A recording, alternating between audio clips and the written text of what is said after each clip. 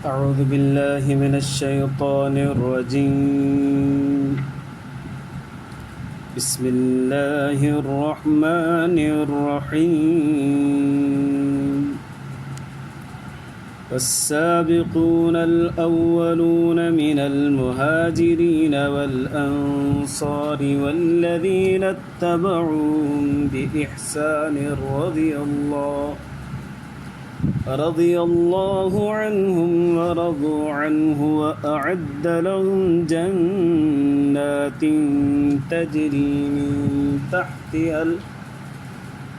تجري تحتها الأنهار خالدين فيها أبدا ذلك الفوز العظيم. दुरूद शरीफ पढ़ो। अल्लाहुम्मा सल्लि अला सय्यिदिना मुहम्मद व अला आलि सय्यिदिना मुहम्मद। रब्बि ज़िदनी इल्मा वरज़ुक़नी फ़हमा।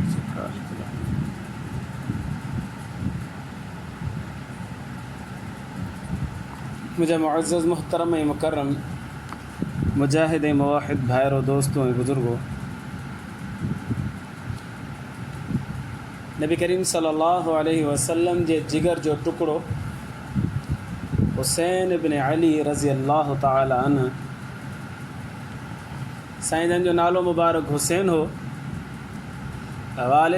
वालिद मोहतरम जो नालो अली हो, वालदा मोहतरमा जो नालो फ़ातिमा हो,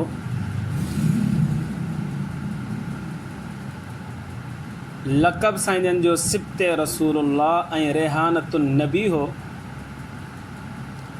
कुनियत साईं जन जी अबू अब्दुल्ला हो। 4 शाबान ते उन्हनि जी पैदाइश थी। नबी करीम सल्लल्लाहु अलैहि वसल्लम जन अब्बास बिन अब्दुल मुत्तलिब जी घरवारी उम्मुल फ़ज़ल नबी करीम सल्लल्लाहु अलैहि वसल्लम जन वटि आई ऐं चवणु लॻी, अल्लाह जा रसूल सल्लल्लाहु अलैहि वसल्लम मूं ख़्वाब ॾिठो आहे ऐं उहो ख़्वाब ॿुधाईंदे पघिरियल हुई, सॼी घबरायल हुई। पाण करीम सल्लल्लाहु अलैहि वसल्लम ने इरशाद फरमायो त तूं परेशान न थी, ख़्वाब ॿुधा। हुन चयो साईं ख़्वाब एॾो ख़तरनाक आहे, मां ॿुधाए नथी सघां। पाण करीम सल्लल्लाहु अलैहि वसल्लम ने इरशाद फरमायो को मसइलो कोन्हे, तूं ख़्वाब ॿुधा। हुन चयो साईं ख़्वाब मां इहो ॾिठो आहे त तव्हांजे जिस्म जो हिकिड़ो टुकड़ो कटिजी करे मुंहिंजी झोली में अची किरियो आहे। पाण करीम सल्लल्लाहु अलैहि वसल्लम मुस्कुराइण लॻा, फरमायो त हे ख़्वाब ख़राबु कोन्हे, त सुठो आहे। त हुन चयो कीअं साईं सुठो आहे? पाण करीम सल्लल्लाहु अलैहि वसल्लम ने इरशाद फरमायो मुंहिंजी धीअ फ़ातिमा पुटु ॼणींदी, उहो तुंहिंजी झोली में ईंदो। इहा ताबीर पाण करीम सल्लल्लाहु अलैहि वसल्लम ने ॿुधाई। कुझु अरसो गुज़रियो, नबी करीम सल्लल्लाहु अलैहि वसल्लम मस्जिद नबवी में तशरीफ़ फरमा हा त इतला ॾिनी अल्लाह जा रसूल सल्लल्लाहु अलैहि वसल्लम बीबी साइण जे घर में, बीबी फ़ातिमा जे घर में नंढड़ो ॼायो आहे। पाण करीम सल्लल्लाहु अलैहि वसल्लम जल्दी जल्दी आया त हज़रत हुसैन रज़ी अल्लाह ताला अन्हु जन जी पैदाइश थी चुकी। साईं जन उन्हनि खे खयो त उम्मुल फ़ज़ल बीठी, साईं जन उन जी झोली में रखियो। फरमाया उम्मुल फ़ज़ल जेको तो ख़्वाब ॾिठो हो न, ताबीर इहा अथई, हाणे तुंहिंजे ख़्वाब जी ताबीर पूरी थी। सैयदना हुसैन रज़ी अल्लाह ताला अन्हु जन पैदा थिया। अच्छा, बीबी फ़ातिमा मां हज़रत अली रज़ी अल्लाह ताला अन्हु खे पहिरियां पुटु ॼायो। नबी करीम सल्लल्लाहु अलैहि वसल्लम हज़रत अली साईं खां पुछियो नालो छा थो रखीसि? फरमाए साईं हरब। नबी सल्लल्लाहु अलैहि वसल्लम जन फरमाए न ला बल हसन, हरब नालो न रख, हसन नालो रख। ठीकु आहे साईं। ॿियो साल गुज़रियो, वरी पुटु ॼायो। नबी करीम सल्लल्लाहु अलैहि वसल्लम हज़रत अली साईं खां पुछियो अली नालो छा रखियो अथई? चयो साईं हरब। हरब माना जंगजू। हज़रत अली जी बहादुर हो, शुजा हुयो त पंहिंजी तबियत मुवाफ़िक़ पुट जो नालो रखे पियो। नबी सल्लल्लाहु अलैहि वसल्लम फरमायो ला हरब बल हुसैन, हरब न बल्कि हुसैन नालो रखे पियो।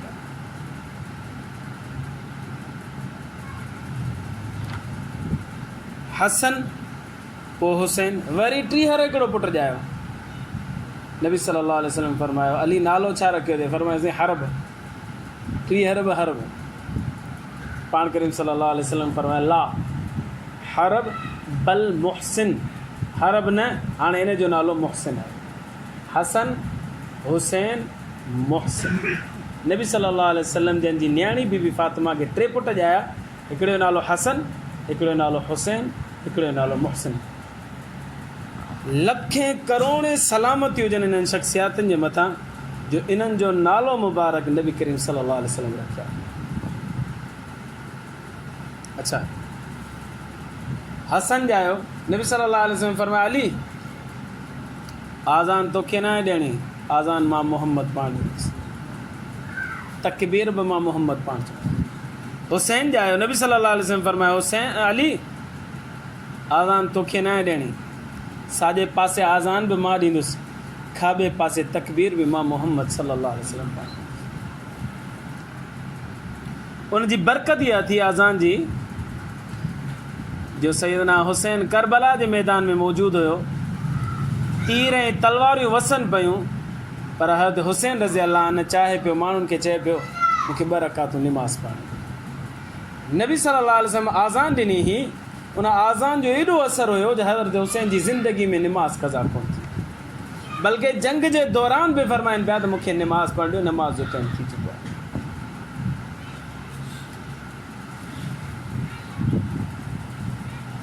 तहनीक सुन्नत अमल आहे, असांखे ख़बर ई न आहे। तहनीक चानणो ॿार ॼाए त पोइ कंहिं अलाह वारे खां, कंहिं सालेह बाने खां का मिठी शइ वात में विझराए उन अलाह वारे खां, पोइ उन नंढड़े ॿार जे वात में विझबी। पोइ मिठी शइ खजूर हुजे त बि सही आहे, माखी हुजे त बि सही आहे। इहो अमल करणु सुन्नत ऐं मुस्तहब अमल आहे।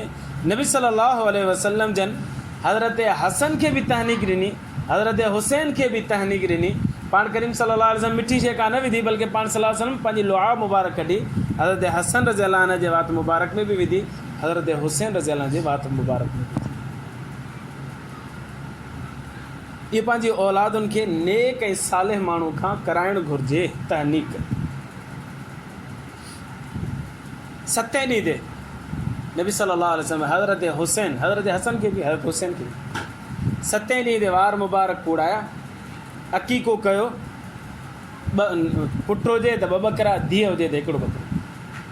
हज़रत हसन जे लाइ बि 2 बकरा ज़िबा कया विया। ॿिए साल हज़रत हुसैन थियो त हुनजे लाइ 2 बकरा ज़िबा कया विया। ऐं पोइ वरी मथे मुबारक जा वार जेके आहिनि उहे कूड़िया विया 7 ॾींहं ते। कूड़े करे हुनजो वज़न कयो वियो। वज़न कयो, जेतिरो वज़न थियो ओतिरी चांदी अलाह जे रस्ते में सदको कयो वियो। हाणे इहो मुस्तहब अमल आहे त 7 ॾींहं ते ॿार जा वार कूड़जनि जेको ॼमे, ऐं पोइ हुन जे वारनि खे वज़न कजे। वज़न करे ओतिरी चांदी या उनजी क़ीमत अलाह जी राह में सदको करे छॾिजे।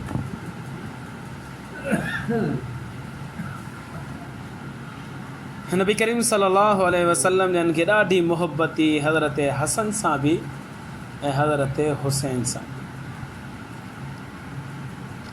नबी करीम सल्लल्लाहु अलैहि वसल्लम जन ॿिन्हिनि जे बारे में फरमायो अल हसन वल हुसैन सैयदा शबाब अहलिल जन्नत। हसन ऐं हुसैन जन्नत जे नौजवाननि जा सरदार। दुनिया में बि हूअं ई सरदार जेको बि ॾिसंदो चवंदो तव्हां असांजा अखियुनि जा सरदार आहियो, तव्हां असांजे मथे जा सरदार आहियो, तव्हां असांजा वॾा आहियो।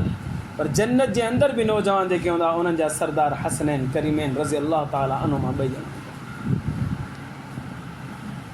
सहाबा किराम खे बि हसनैन करीमैन सां ॾाढी मोहबत हुई, ॾाढी मोहबत। 2 वाक़िया ॿुधायां। अबू हुरैरा रज़ी अल्लाह ताला अन हज़रत हुसैन रज़ी अल्लाह ताला अन के जनाज़े ते विया हुआ। ऐं जनाज़ो थोरो परे हुयो, पंधु विया। वापसी उतां मोटनि पिया त हज़रत हुसैन रज़ी अल्लाह अन जी थोरी तबियत ख़राबु थी। गर्मी जी शिदत जे करे, मुसलसल पंधु हलण जे करे थोरी तबियत ख़राबु थी त फरमायो त हाणे थोरो वण जी छांव में वेहूं था पिया, पोइ हितां ॻाल्हायूं था, थोरो आराम करे।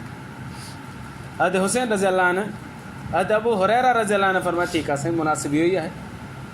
हज़रत अबू हुरैरा वेही रहियो ऐं हज़रत हुसैन रज़ी अल्लाह अन लेटी पियो त हज़रत अबू हुरैरा रज़ी अल्लाह अन पंहिंजी चादर खईं ऐं हज़रत हुसैन जे पेरनि खे साफ़ करे पियो पंहिंजी चादर सां।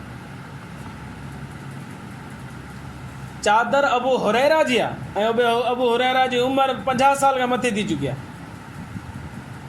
ऐं हज़रत हसन रज़ी अल्लाह नौजवान छोकिरो पंहिंजी चादर मुबारक खणी करे हज़रत अबू हुरैरा रज़ी अल्लाह हज़रत हसन जे हज़रत हुसैन रज़ी अल्लाह जे पेरनि खे साफ़ करे पियो मिटी साफ़ करे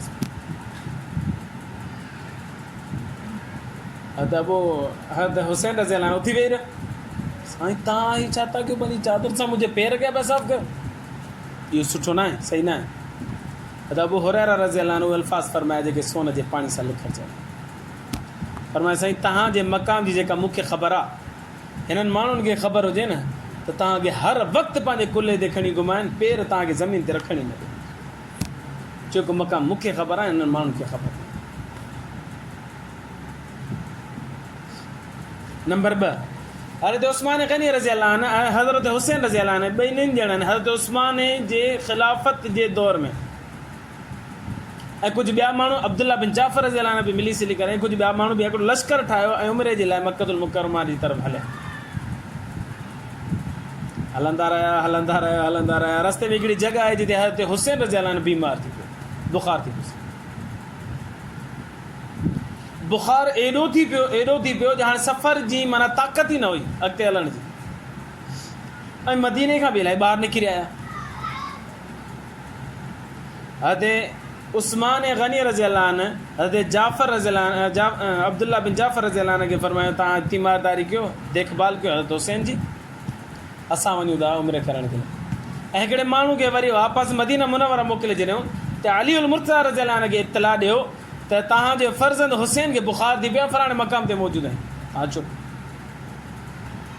हज़रत अली रज़ी अल्लाह अन्हु वटि जीअं माण्हू पहुतो त हज़रत अली रज़ी अल्लाह अन्हु कुझु माण्हू वरिता इलाही ॼणा वठी करे परेशानी जी हालत में नंढड़ो बीमार आहे जल्दी हुन मक़ाम ते पहुता त हज़रत हुसैन अञा ताईं बीमार हो हज़रत अली रज़ी अल्लाह अन्हु हिकिड़ो जानवर घुरायो बकरो घुरायो बकरे खे ज़िबा कयो सदको कयो सदके करण खां बाद में उन जो गोश्त सॼो विराए छॾियो ऐं उते पोइ वरी हुनजे बीमारी जो इलाज जे लाइ बि जुस्तजू करणु लॻा पर हज़रत हुसैन एतिरो बीमार हो जो सफ़र न पियो करे सघे न हेॾां हलण जहिड़ो न वापसि वञण जहिड़ो हुजे हज़रत अली रज़ी अल्लाह अन्हु उते क़याम कयो एतिरा ॾींहं गुज़री विया जो हज़रत उस्मान गनी रज़ी अल्लाह अन्हु उमिरो करे मोटी आयो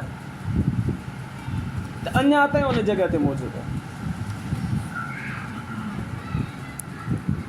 हाणे मुलाक़ात थी हज़रत उस्मान जी हज़रत अली साईं सां हज़रत उस्मान गनी रज़ी अल्लाह अन्हु फरमायो साईं हज़रत हुसैन बीमार थी पियो मां हिनखे छॾिया ई न पियो हिन मूंखे कसम ॾिनो त साईं तव्हां वञो उमिरि ते अलाह जो कसम मूंखे ॾिनो मूंखे परे मजबूर करे छॾियो न त मुंहिंजो दिलि चए पियो जेसि ताईं तव्हां हिते न ईंदव तेसि ताईं मां उमिरि ते कोन वेंदुसि पर हुसैन रज़ी अल्लाह अन्हु मूंखे एॾो मजबूर कयो जो मूंखे कसम ॾेई छॾे मां मजबूर थी इन करे मां उमिरि ते वियुसि न त मुंहिंजो दिलि ई न पियो चए त हुसैन बीमार हुजे मां हुसैन खे अकेलो छॾे वञा इहो त मुंहिंजो दिलि गवारा ई न पियो करे इन मां अंदाज़ो लॻायो त साहबा किराम खे बि सैयदना हुसैन रज़ी अल्लाह ताला अन्हु सां केॾी मुहबत गर्मी ॾाढी आहे यकीनन अव्हांखे परेशानी थींदी मूंखे परेशानी थी मुख़्तसर करबला जो वाक़ियो अव्हांखे ॿुधां सैयदना मुआविया रज़ी अल्लाह अन्हु जे ख़िलाफ़त जा आख़िरी ॾींहं हुआ त उन्हनि सोचियो त पंहिंजो नाइब को मुक़ररु कजे मशवरो वरितऊं सहाबा किराम खां ऐं ताबईन खां सहाबा किराम ऐं ताबईन मशवरो ॾिनो अबू मूसा आशरी मुग़ीरा बिन शोबा रज़ी अल्लाह अन्हु जलील क़दर साहब बि मौजूदु आहे ऐं ताबईन मौजूदु आहे उन्हनि मशवरो ॾिनो त साईं पंहिंजे पुट यज़ीद खे तव्हां भले तख़्त नशीन करे छॾियो यज़ीद में उन वक़्तु कंहिं बि क़िस्म जी ख़राबी ज़ाहिर कोन थी हुई पोइ वरी अची मशवरो वरितऊं मके वारनि खां मदीने वारनि खां मके वारा बि राज़ी थी विया मदीने में आया त मदीना मुनव्वरा में हज़रत हुसैन रज़ी अल्लाह अन्हु फरमायो न यज़ीद खे असां क़बूल कोन था कयूं हज़रत अब्दुर्रहमान बिन अबी बकर उन बि मना कयो चई असां हिनखे क़बूल कोन था कयूं नंबर 3 अब्दुल्ला बिन उमर रज़ी अल्लाह अन्हु इन बि फरमायो त असां क़बूल कोन था कयूं नंबर 4 अब्दुल्ला बिन मसूद रज़ी अल्लाह अन्हु फरमायो 4 बुज़ुर्ग फरमाइनि पिया असांखे यज़ीद क़बूल कोन्हे बाक़ी मके वारनि बि क़बूल कयो मदीने वारनि बि क़बूल कयो ॿियनि इलाइक़नि बि क़बूल करे छॾियो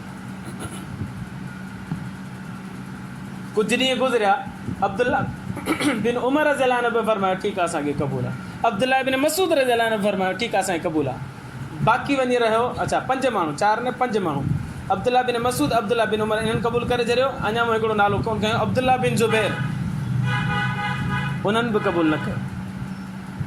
हज़रत हुसैन, हाणे बचा टे ॼणा, हज़रत हुसैन रज़ी अल्लाह अन्हु, अब्दुल्ला बिन ज़ुबैर रज़ी अल्लाह अन्हु ऐं अब्दुर्रहमान बिन अबी बकर, अबू बकर सिद्दीक़ रज़ी अल्लाह पुटु। इन टे ई ॼणा इन ॻाल्हि ते मुसिर हुया त न यज़ीद खे असां क़बूल कोन कंदासीं। ॿियनि बैत बि करे छॾी यज़ीद, मके जी बि बैत मके वारनि बि करे छॾी, मदीने वारनि बि, ॿियनि इलाइक़नि खे माण्हुनि करे छॾी। हज़रत सैयदना मुआविया रज़ी अल्लाह अन्हु 60 हिजरी में इंतकाल करे त बैत अॻे ई वरितल हुई हुसैन जे बारे में, तो हुसैन यज़ीद जे बारे में, तो यज़ीद अची तख़्ते बादशाह ते वेही रहियो। यज़ीद जी शराफ़त मशहूरु हुई, नेक माण्हू हुयो, अहिड़ी का ख़राबी हुनजी कोन हुई, पर जीअं ई हुकूमत ते अची वेठो त हुनजा तेवर तब्दील थी विया। हाणे ख़राबु माण्हू ज़ाहिर थियणु शुरू थी, हुन अंदरि जी ख़बासत शुरू थी निकिरणु शुरू थी वई। सभ खां पहिरीं मां नियापो मोकिलियईं त मदीने वारनि ॾे त मुंहिंजे हथ ते बैत कनि। हिकिड़े माण्हू खे मोकिलियईं त जल्दी वञी करे मदीने पुॼ ऐं जिन जिन मुंहिंजी मुखालिफ़त कई आहे हुनखे चओ मुंहिंजी बैत कनि। मुखालिफ़ कहिड़ा? हुसैन रज़ी अल्लाह अन्हु, अब्दुल्ला बिन ज़ुबैर रज़ी अल्लाह अन्हु ऐं अब्दुर्रहमान बिन अबी बकर रज़ी अल्लाह। पर तेसीं अब्दुर्रहमान बिन अबी बकर जी बि वफ़ात थी चुकी। हाणे ॿ बचिया, अब्दुल्ला बिन ज़ुबैर रज़ी अल्लाह अन्हु ऐं हुसैन बिन अली रज़ी अल्लाह अन्हु। नियापे वारो जॾहिं मदीना मुनव्वरा में पहुतो ऐं हुन अची चयो त बाबा हज़रत हुसैन खे बि घुरायो, अब्दुल्ला बिन ज़ुबैर खे बि घुरायो। हुन जे साम्हूं अॻियां रखियो वियो ख़त त बाबा असांजे हथ ते बैत, मुंहिंजे हथ ते बैत कर यज़ीद जी। हज़रत हुसैन रज़ी अल्लाह अन्हु ऐं अब्दुल्ला बिन ज़ुबैर रज़ी अल्लाह अन्हु ॿिन्हिनि चयो, फरमायो त असांखे हिकिड़ी राति जी मोहलत ॾियो, ॿिया माण्हू जेको फ़ैसिलो कंदा असां उहो फ़ैसिलो कंदासीं। हे जेको नियापो खणी आयो इहो थोरो ज़ालिम क़िस्म जो माण्हू हो। त हज़रत हुसैन रज़ी अल्लाह अन्हु ऐं अब्दुल्ला बिन ज़ुबैर रज़ी अल्लाह अन्हु ॿिन्हिनि रातो की राति मदीना मुनव्वरा छॾे पंहिंजे अवाल औलाद खे वठी सिधो मक्कतुल मुकरमा में अची पहुता। अच्छा, हिते जेको वली अहद मौजूदु हो मदीना मुनव्वरा जो, इहो बि सहाबी रसूल हो। मक्कतुल मुकरमा में जेको वली अहद हो इहो बि सहाबी रसूल हो। कूफ़े में जेको मौजूदु हो उहो बि सहाबी रसूल, नोमान बिन बशीर रज़ी अल्लाह।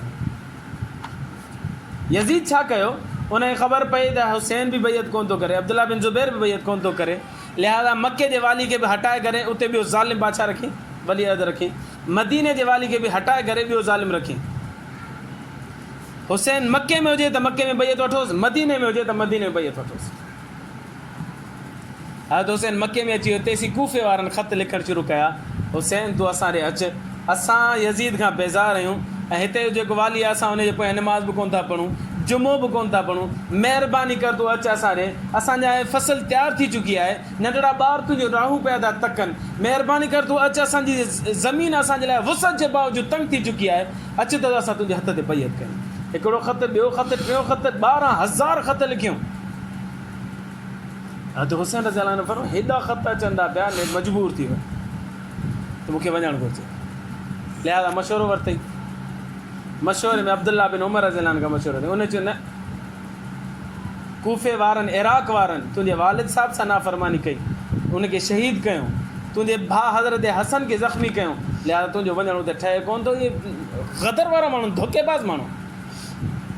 अब्दुल्ला बिन मसूद खां मशवरो वरितऊं, उन बि फरमायो न वञो। पंहिंजे भाउ मोहम्मद बिन हनफिया खां मशवरो वरितऊं, उन बि फरमायो न वञो। हज़रत हुसैन रज़ी अल्लाह अन्हु फरमाया मां हिते मक्कतुल मुकरमा में शहीद कयो वञा ऐं मके जी इज़त पामाल थिए, इन खां चङो आहे मां कूफ़े में शहीद। भला उहो इलाइक़ो त ग़ैर आहे न, हीअ इज़त वारे शहर में मुंहिंजो रतु वहे, इन खां चङो आहे अहिड़े इलाइक़े में रतु वहे जेको इज़त वारो त न हुजे न। लिहाज़ा पंहिंजूं ॿार बच्चा आल औलाद ऐं ख़ुदि ख़ादिमीन वठी करे सफ़र शुरू कयो। हज खां ज़ुल्हज जे महीने में 8 ज़ुल्हज ते मक्कतुल मुकरमा खे छॾियो। अच्छा, अञा हिते मौजूदु आहे त मुस्लिम बिन अकील खे मोकिलियऊं त तूं वञी करे हालात ॾिसे त कूफ़े जा हालात छा आहिनि। मुस्लिम बिन अकील जीअं पहुतो कूफ़े में त उते 12,000 माण्हुनि या 14,000 माण्हुनि इस्तक़बाल कयो ऐं उन्हनि पहिरें ॾींहं ते बैत करे छॾी। हज़रत हुसैन रज़ी अल्लाह मुस्लिम बिन अकील जे हथ ते बैत कयो, चयो त बाबा असांखे ख़लीफ़ो न खपे। हज़रत मुस्लिम बिन अकील जॾहिं उते पहुतो त उन वापसि ख़त लिखियो, बाबा हिते त ठठ लॻा पिया आहिनि, सभु माण्हू पंहिंजी मुआफ़िक़त में आहिनि, सभु असांजा चाहींदड़ आहिनि, सभिनि माण्हू मुंहिंजे हथ ते बैत करे छॾी आहे, तव्हां भले हलिया अचो, बिस्मिल्लाह कयो। हीअ ख़त उते पहुतो, यज़ीद खे ख़बर पई त मुस्लिम बिन अकील कूफ़े में पहुची चुको आहे ऐं कूफ़े जो जेको वाली हो नोमान बिन बशीर रज़ी अल्लाह अन्हु, इहो सहाबी रसूल। यज़ीद खे ख़बर पई त इहो सूफ़ी माण्हू आहे हुनखे कुझु बि न चवंदा आहिनि, कुझु बि न पियो चएसि। लिहाज़ा नोमान बिन बशीर खे माज़ूल करे उबैदुल्ला बिन ज़ियाद खे मुक़ररु करे छॾियो। ओॾीमहिल बसरे जो वाली बि उबैदुल्ला बिन ज़ियाद हो, हाणे कूफ़े जो ॿई सूबा हुनखे ॾेई छॾियईं। हाणे ॿई तुंहिंजे हथ में आहिनि ऐं जेको अचे थो पियो मुस्लिम बिन अकील आयो आहे, इन सां सख़्ती सां पेश अचु। राति की राति में उबैदुल्ला बिन ज़ियाद निकाह हणी करे अची बसरे में कूफ़े में पहुतो ऐं माण्हुनि खां पुछणु लॻो त मुस्लिम बिन अकील जो साथारी केरु आहे? कूफ़े वारनि जा। कूफ़े वारा डिॼनि पिया, अलाए केरु आयो आहे। हुन जॾहिं हीअं हटायो मुंहुं खोलियो त सभु डिॼी विया, त ज़ालिम माण्हू त विढ़ंदो असां सां। नोमान बिन बशीर खे ख़त मिलियो, वीचारो चुप करे लही माज़ूल थी करे घर में वञी। जेको वाली हो हुते जो, हाणे कूफ़े जो ऐं बसरे जो जेको वाली हो तने तना उबैदुल्ला बिन ज़ियाद हुयो। हीउ ख़त मुस्लिम बिन अकील जो निकिरी चुको हुयो ऐं हज़रत हुसैन खे हुते अची मिलियो त हज़रत हुसैन खे जीअं ख़त मिलियो त बाबा हुते माहौल साज़गार आहे, सभु असांजा साथी आहिनि, मुंहिंजे हथ ते बैत करे चुका आहिनि, लिहाज़ा तव्हां अचो। त हज़रत हुसैन रज़ी अल्लाह ने पंहिंजा ॿार बच्चा आल औलाद सभु वठी करे निकितो मक्कतुल मुकरम ऐं कूफ़े जे अंदरि हिते उबैदुल्ला बिन ज़ियाद जीअं पहुतो ऐं हज़रत मुस्लिम बिन अकील हिकिड़े औरत जी पनाह वठी करे घर में लिखी वेही रहियो। हिकु दफ़ो असर जी नमाज़ पढ़ाई त माण्हुनि जी वॾी लश्कर पोयां हुजेसि, सलाम वराई त केर बि न हुजेसि। माण्हुनि जे धमकियूं ॾियण जंहिं उबैदुल्ला बिन ज़ियाद शुरू कयूं न त माण्हू हिकु थी करे भॼंदा गुम थी विया। मुस्लिम बिन अकील सलाम वराए त केर बि साथी न हुजेसि। सम्झी वियो त हीअ त धोखे पावे न, मुंहिंजो साथ छॾे विया हले। उबैदुल्ला बिन ज़ियाद लठ खईं, केरु आहे जेको साथारी आहे मुस्लिम बिन अकील, केरु आहे जेको हुनजो साथ ॾिए थो, केरु ॻाल्हाए न, सभु चुप थी वियो। हिन वञी हिकिड़ी औरत जो पनाह वरिती, मुस्लिम बिन अकील हिकिड़ी औरत वञी रहियो, हुनखे चई त मूंखे पनाह ॾे, हुन पनाह ॾिनीसि।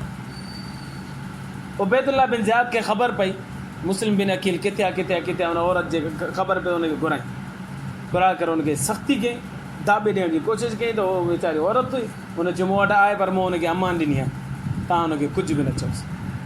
चई न ईअं कोन्ह थींदो। हिकिड़ो लश्कर मोकिलियईं, वञो मुस्लिम बिन अकील खे गिरफ़्तार कयो, मुज़ाहिमत करे क़तल करे छॾियोसि। मुस्लिम बिन अकील मुज़ाहिमत कई, हुनखे उते शहीद कयो।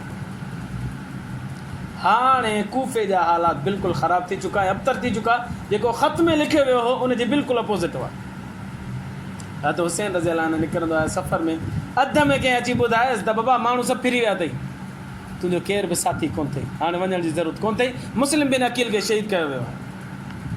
जॾहिं हज़रत हुसैन रज़ी अल्लाह खे ख़बर पई त मुस्लिम बिन अकील खे शहीद कयो वियो आहे त हज़रत हुसैन रज़ी अल्लाह ने फरमायो त हाणे जेकॾहिं असांजे साथी खे शहीद कयो आहे त हाणे वापसि वञण जो को बि फ़ाइदो कोन्हे, या असां विढ़ंदासीं उन्हनि खे मारींदासीं, या असां शहीद थींदासीं, लिहाज़ा असां पोइ ते कोन वेंदासीं। मुसलसल हलंदा रहिया। 28 ज़ुल्हज ते या 29 ज़ुल्हज ते करबला जे मैदान में पहुता। उन्हनि खे बि ख़बर पई, उबैदुल्ला बिन ज़ियाद खे बि ख़बर पई त इहो लश्कर अचे थो पियो, उन माण्हू मोकिलियो त उहो माण्हू बि अची करे करबला में पहुता। हेॾां हज़रत हुसैन बि अची करबला में पहुतो ऐं ॿिन्हिनि लश्करनि जो आमनो सामनो करबला में थियो।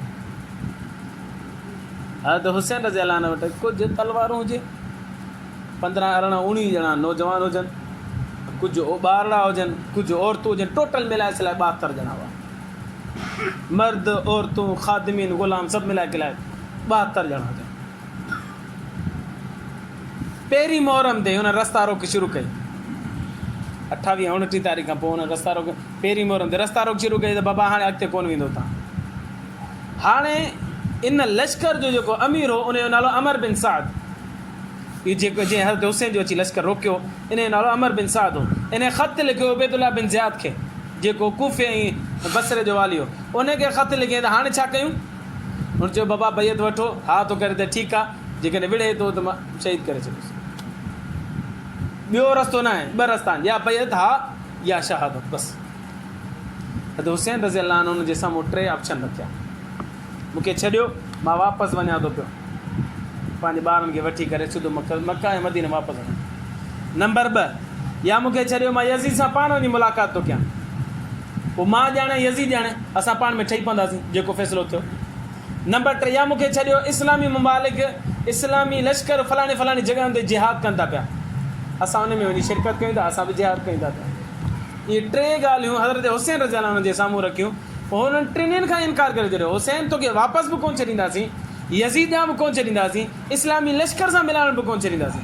2 रस्ता तो वटि, या त बैत कर या विढ़। हज़रत हुसैन रज़ी अल्लाह ने मक़ाम ग़ैरत में फरमाया त मां डिॼा कोन थो तव्हांखे मजबूर थी करे बैत कयां, लिहाज़ा बैत कोन कंदुसि। हाणे विहणो अथव त विहणु शुरू कयो। कई ॾींहंनि ताईं मुज़ाकिरात हलंदा रहिया पर न मञियो। हज़रत हुसैन जा 3 ऑप्शन हुन जा 2 ऑप्शन। बिलाख़िर 10 मुहर्रम ते हुननि विहणु शुरू कयो। हिकिड़ो माण्हू आयो, ॿियो माण्हू आयो, हज़रत हुसैन रज़ी अल्लाह न नौजवान ईंदा पिया वञनि, शहीद थींदा पिया वञनि वग़ैरह वग़ैरह। बिलाख़िर मर्द सभु शहीद थिया बिशमूल सैयदना हुसैन रज़ी अल्लाह ताला। हिकिड़ो नौजवान बचियो 12, 13, 14 सालनि जो इमाम ज़ैनुल आबिदीन, उहो बीमार हो, उन करे उहो विड़ी बि न सघियो, विड़ियो बि कोन, बुखार हो हुनखे, विड़ी बि न सघियो ऐं हुन सां विड़िया बि कोन। बाक़ी औरतूं हुजनि उन्हनि खे गिरफ़्तार कयूं, इमाम ज़ैनुल आबिदीन खे बि गिरफ़्तार कयूं। अच्छा, ज़ालिमीन जिन नौजवाननि खे शहीद कयो न, उन्हनि जा सिरियूं मुबारक जिस्मनि खां धार कयूं, सभिनि जूं जिस्म खां धार कयूं। हुन जा जिस्म मुबारक सभिनि खे उते छॾे ॾिनो करबला में, ऐं जीअं सिरियूं मुबारक सभिनि जूं खणी विया प्लेट में रखी करे। इहो अमर बिन साद जेको आहे खणी करे वञी उबैदुल्लाह बिन ज़ियाद पेश कयो। उहे औरतूं सभु जूं सभु जेके आले रसूल हुयूं, नबी सल्लल्लाहु अलैहि वसल्लम जूं ॾोटियूं वग़ैरह जेके हुयूं, ऐं हज़रत अली रज़ी अल्लाह अनहु जूं ॾोटियूं वग़ैरह वग़ैरह, उहे सभु वञी करे पेश कयईं उबैदुल्लाह बिन ज़ियाद। ऐं सिरियूं मुबारकूं बिशमूल सैयदना हुसैन रज़ी अल्लाह ताला। उबैदुल्लाह बिन ज़ियाद वरी उन ते कपिड़ो विझी करे सोणियूं पंहिंजो तयारु करे उहे सभु सिरियूं मुबारक ऐं इहे औरतूं सभु जूं सभु यज़ीद शाम मोकिले छॾियूं। कहिड़ी में सोचींदो आहियां मां, उन औरतुनि तां छा गुज़रंदी हूंदी जिन जे मर्दनि जा सिरियूं उन्हनि सां गॾु हलंदियूं हुजनि, हुननि जा जिस्म मुबारक पोइ हिते करबला में पिया हुजनि। हिकिड़े मिंट जे लाइ तव्हां ऐं असां पंहिंजे घर जो मामिलो सोचूं सिर्फ़ु। हाँ तो फाटे, हाँ ज़फ़ा। ऐं हज़रत हुसैन आख़िर में मैदान में लथो, जीअं नौजवान शहीद थींदा आहे, हज़रत हुसैन आख़िर में लथो।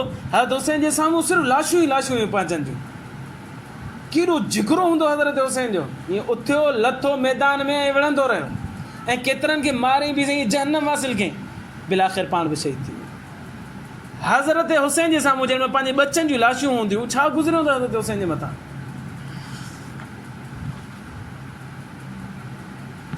लखें करोड़े दुरूद सलाम हुजनि हुसैन इब्न अली रज़ी अल्लाह जे मथां, जंहिंखे अल्लाह सां एॾो जिगर ॾिनो हो ऐं एॾी बहादुरी ॾिनी हुई जो पंहिंजनि जूं लाशूं ॾिसण जे बावजूदि बि रुनो कोन, मातम न कयईं, ऐं बहादुरी सां जिहाद कंदो रहियो, विढ़ंदो रहियो। ऐं पोइ सैयदना हुसैन रज़ी अल्लाह ताला अन जी सिरी मुबारक ऐं ॿिनि सगोरनि जूं सिरियूं मुबारकूं उहे सभु यज़ीद वटि वयूं। पोइ यज़ीद छा कयो, उहे सभु सिरियूं ऐं सगोरनि खे सभिनि खे 2 महीननि ताईं पाण वटि रखियो। 2 महीननि खां बाद में उहे सभिनि खे मदीना मुनव्वरा छॾिया। पोइ बीबी फातिमा जे क़दमनि में सैयदना हुसैन रज़ी अल्लाह ताला जी सिरी मुबारक खे दफ़न कयो, जिस्म मुबारक करबला में दफ़न। हिकिड़ो लश्कर आयो, गाज़िरिया जो लश्कर, उहो तां गुज़रियो, रेत, न माण्हू जी ज़ात, न घर, न कुझु बि न, परे ताईं का आबादी कोन हुई। उहो लश्कर उतां गुज़रियो, गाज़िरिया लश्कर हुयो, कबीलो हुयो, उन्हनि जो लश्कर उतां गुज़रियो। उन्हनि इन्हनि सगोरा जेके शहीद थिया करबला में, उन्हनि खे तदफ़ीन कई ऐं दफ़न कयो।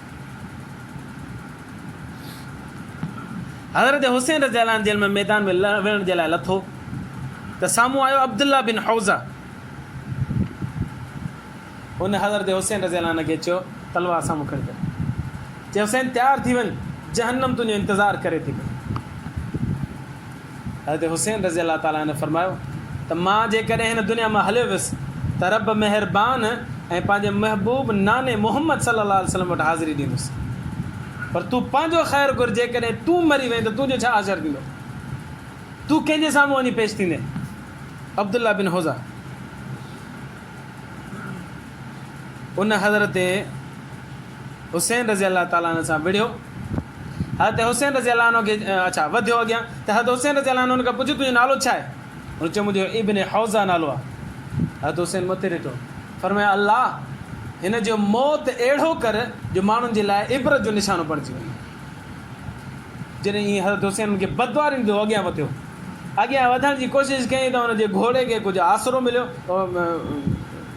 थिड़ियो कुझु थिड़ियो त किरियो, घोड़ो किरंदे किरंदे बचियो त हीउ किरी पियो, हीउ किरियो त हिन जो पेर जेको आहे न रिकाब में फासी पियो, जेके घोड़े में वेहबो आहे त ॿिनि पासनि खां रिकाब हूंदो आहे जंहिंमें पेर फासाया वेंदा आहिनि, हिकिड़ो पेर हुनजो रिकाब में फासी पियो त हेठि किरियो त हुनजो पेर फासी पियो त घोड़ो भॼणु लॻो, घोड़ो मुसलसल भॼणु लॻो, हीउ फासी पियो, भॼंदो रहे, हिन जो मथो पथरनि सां टकराइजे पियो ऐं मथो फाटी पियो, हलंदो रहियो, घोड़ो केतिरो ई भॼंदो रहियो, बिल आख़िर एॾो भॻो जो हुन सां छिलंदे हुनजी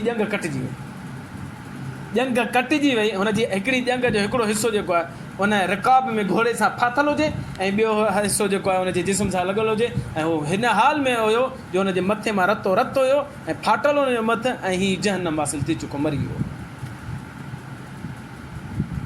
अलबिदाया वन निहाया इमाम इब्न कसीर रहमतुल्लाह अलैह हिन खे वाक़िए खे लिखियो। इब्न ज़ियाद उबैदुल्लाह बिन ज़ियाद इहो जॾहिं मारको पूरो करे जॾहिं पंहिंजे कसरे ख़िलाफ़त में अंदरि वियो, घर में पहुतो, जीअं पहुतो त हिन जे मुंहं ते बाहि लॻी, चहिरे ते बाहि, उबैदुल्लाह बिन ज़ियाद जे चहिरे ते बाहि अचानक ई भड़की उथी, जीअं बाहि भड़की उथी त हिन जो ग़ुलाम पासे में मौजूदु हुयो, हिन झटपट हीअं करे ऐं मुंहुं थी ईअं कई त बाहि विसामजी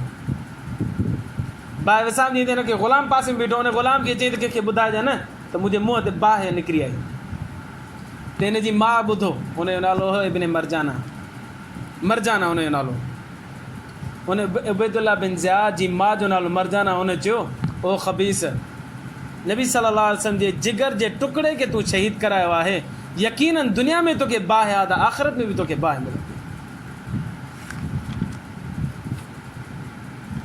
नंबर 3, मालिक बिन बशीर आयो साम्हूं हज़रत हुसैन रज़ी अल्लाह ताला इन जंग जे दौरान,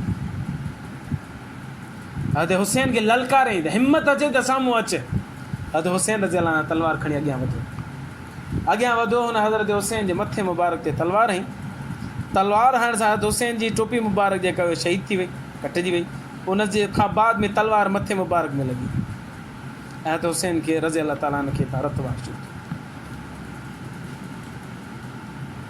जीअं रत वहणु शुरू थियो हज़रत हुसैन रज़ी अल्लाह ताला रत मुबारक ई पंहिंजो साफ़ कयो, साफ़ करे ई मथे ॾिठईं, फरमाया अल्लाह जेको हथु मुंहिंजे मथां आयो आहे इन हथ सां हू कॾहिं बि खाई बि न सघे, कॾहिं बि पी न सघे, हिकु हथ सां हुन तलवार हईं, इन हथ सां हू कॾहिं बि खाई बि न सघे, कॾहिं पी बि न सघे, हिकिड़ो अहिड़ो ॾींहुं बि आयो जो हुनजा ॿई हथ सुकी किरी पिया छणी पिया, ऐं पोइ तड़पी पंहिंजी मौत पाण मरी।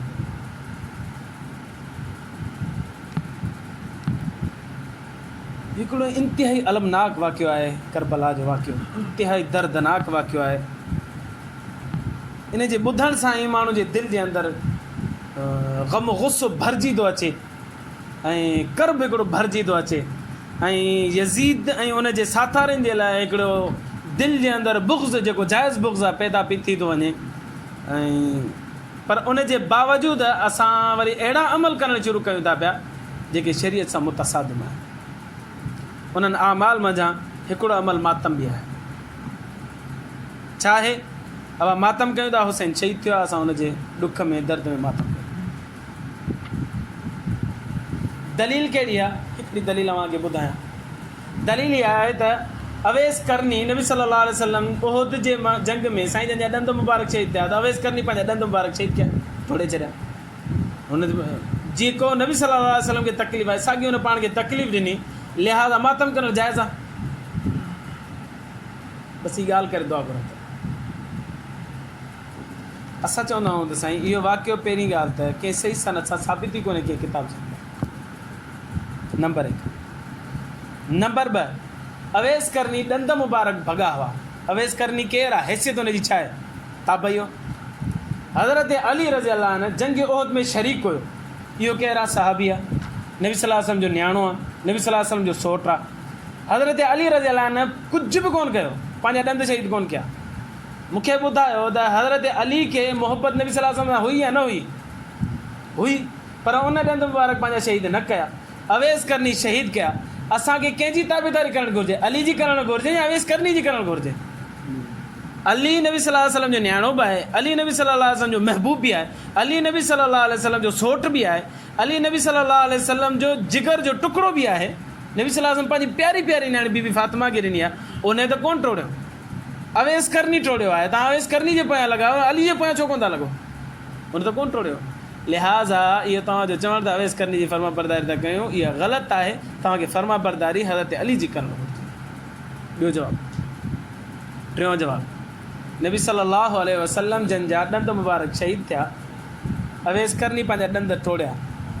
करबला में हज़रत हुसैन सां छा मामिलो थियो? सिरी मुबारक हुनजी जिस्म खां धार कई। तव्हां बि ईअं कयो न? अवेस करनी उहो ई कयो जेको नबी सल्लल्लाहु अलैहि वसल्लम सां थियो, हज़रत हुसैन सां जेको थियो, तव्हां बि उहो ई कयो न, पंहिंजी सिरी खे धड़ खां धार कयो न। बसि उहो कोन कंदासीं, उहो कंदासीं त पोइ रहंदासीं कोन। जेकॾहिं अवेस करनी जी ताबेदारी करणी आहे ऐं इहा मोहबत जी अलामत आहे त उन वांगुरु कयो न जीअं हुन कयो। मूंखां केरु पुछे साईं तव्हां ॾाढी छो रखी आहे? चवंदो आहे नबी सल्लल्लाहु अलैहि वसल्लम जी, असां हुनखे रखी आहे। साईं टोपी तव्हां छो था पायो? नबी सल्लल्लाहु अलैहि वसल्लम टोपी पाईंदा, इन करे असां टोपी पाईंदा पिया। हज़रत हुसैन जी ताबेदारी जेकॾहिं तव्हां कयो था त हुनखे दर्दनाक वाक़ियो आयो पेश ऐं हुनखे शहीद कयो वियो, त तव्हां बि उन जे नक्शे क़दम ते हलंदे पंहिंजो पाण खे बि ओड़ो ई कयो न। ख़ाली हितां चीरे हितां चीरे हितां चीरे थोरो हितां फाड़े करे कन खे थोरो ईअं करे बसि असां हक़ अदा करिजे। हक़ थोरी अदा थींदो, हक़ तॾहिं अदा थींदो जॾहिं जीअं हुसैन शहीद थियो तव्हां पंहिंजे पाण खे ईअं जुदा कयो, जिस्म खां सिरी खे धार कयो। लिहाज़ा इहा ख़राफ़ात आहे, मातम ऐं लग़व आहे ऐं हिकिड़ी रस्म आहे, हिकिड़ी बिदत आहे। हिन जो शरीयत सां को बि था मूं ॻाल्हि कई हुई, माज़रत थो कयां, हिकिड़ी ॻाल्हि अञा ॿुधाए छॾियां। यज़ीदिन खे पाणी हुयो, हुसैननि वटि पाणी कोन हुयो। करबला में पाणी हुयो, 3 ॾींहं ताईं हज़रत हुसैन जो पाणी बंदि हुयो, पर यज़ीदिन वटि पाणी मौजूदु हुयो। अॼु असां मुहर्रम जे ॾींहंनि में माण्हू खे पाणी पीआरियूं था पिया। मुशाबत यज़ीदिन सां थिए थी, हुसैननि सां थिए थी। यज़ीद सां मुशाबत थिए थी, हुसैन सां थिए थी। पाणी कंहिं वटि हुयो? करबला जे मैदान में पाणी यज़ीद ऐं हुनजे साथारनि वटि हुयो ऐं हुसैन रज़ियल्लाहु अन्हु वटि पाणी कोन हुयो, हुनजे साथारनि वटि कोन हुयो। असां उनसे बिलू खोले पाणी पीआरींदा था वरितूं। मुशाबत कंहिंसां थी थिए? यज़ीदिन सां थिए थी। बाबा रोज़ो रखो, पाणी खां रुकिजी वञो, खाइण पीअण खां रुकिजी वञो, तव्हां त हुसैन रज़ियल्लाहु अन्हु सां मुशाबत थिए। इहो असांजो पाणी पीआरणु ऐं नज़रो न्याज़ करणु, इहा हुसैन जी मुखालिफ़त आहे, यज़ीद जी हिमायत आहे। पानी पी के प्यासे इमाम को यादि करो, इमाम प्यासो आहे ऐं असां पाणी पियूं, इहो ठहे थो पियो का ॻाल्हि? रोज़ो रखणु घुरिजे 9 ॾींहं जो। तव्हां त असांजी उन्हनि सगोरनि सां मुशाबत ऐं मुनासिबत थी। लिहाज़ा इहो कमु करणु बि बिदत आहे, ख़राफ़ात में आहे, इन खां बि बचणु घुरिजे। आख़िरी ॻाल्हि, करबला जे मैदान में तलवारूं, हुसैन ई सगोरा सभु शहीद थी विया, हुसैन बि शहीद थियो। उन्हनि जूं तलवारूं सभु जूं सभु यज़ीदिन जे हथ में हुयूं, उन्हनि जा घोड़ा बि सभु जा सभु यज़ीदिन जे हथ में हुआ। अॼु घोड़ा कंहिं वटि आहिनि? यज़ीदिन वटि घोड़ा अथव ऐं साॻियूं तलवारूं ऐं छुरियूं बि जेके आहिनि उहे साॻी यज़ीदिन वटि आहिनि। इहे हुसैनी न आहिनि, इहे यज़ीदी आहिनि। घोड़ा बि उहे साॻिया यज़ीदिन वारा हिननि वटि आहिनि। तलवारूं जेके खसियूं आहिनि हुसैननि खां, उहा बि हिननि वटि मौजूदु आहिनि। मालूम थियो त हुसैन खे शहीद करण वारा बि इहे आहिनि। नालो हुसैन जो आहे, असल में किरदारु इहो यज़ीद जो अपनाए रहिया आहिनि ऐं ज़ाहिर करे रहिया आहिनि। अल्लाह खां दुआ आहे, अल्लाह इन्हनि ख़राफ़ात खां ताईं असांखे महफ़ूज़ फ़रमाए, असांजे आल औलाद खे बि महफ़ूज़ फ़रमाए। ॻाल्हि सिर्फ़ु ॻाल्हि ताईं कबी, विड़बो कंहिंसां बि न, बुग़्ज़ न कबो, गाली ऐं गोली की बात नहीं करबी, न आहे करणी, सिर्फ़ु ऐं सिर्फ़ु दलाइल जी ॻाल्हि करणी आहे। दलाइल जे एतबार सां यज़ीदी आहिनि, हुसैनी न आहिनि। हुसैनी असांजो रोज़ो बि रखूं था पिया ऐं असां उन्हनि जी नक्शे क़दम ते हलंदे मज़लूम बि आहियूं। जॻह जॻह ते मुसलमाननि जी मसाजिद ते हमला कया था। राजा बाज़ार में 2-3 साल पहिरीं हमिलो कयो वियो, उते हाफ़िज़नि खे आलिमनि खे शहीद कयो। कई दफ़ा वाक़िया थींदा आहिनि अंदरून सिंध में, उत्तर सिंध में, लाड़ सिंध में कई वाक़िया ईंदा आहिनि। मदरसे ते हमिलो कयो, जुलूस मातमी निकितो, मदरसे ते हमिलो थियो, जुलूस मातमी निकितो, मस्जिद ते हमिलो थियो। इहो किरदारु यज़ीदिन जो तव्हां अपनाए रहिया आहियो। असां त हुसैननि वारो मज़लूम थी करे ज़ाहिर थी रहिया आहियूं। अल्लाह खां दुआ आहे, अल्लाह असांखे ईमान जी ज़िंदगी, ईमान ते मौत नसीब फ़रमाए। वाख़िर दवाना अल्हम्दुलिल्लाह। अल्लाहुम्मा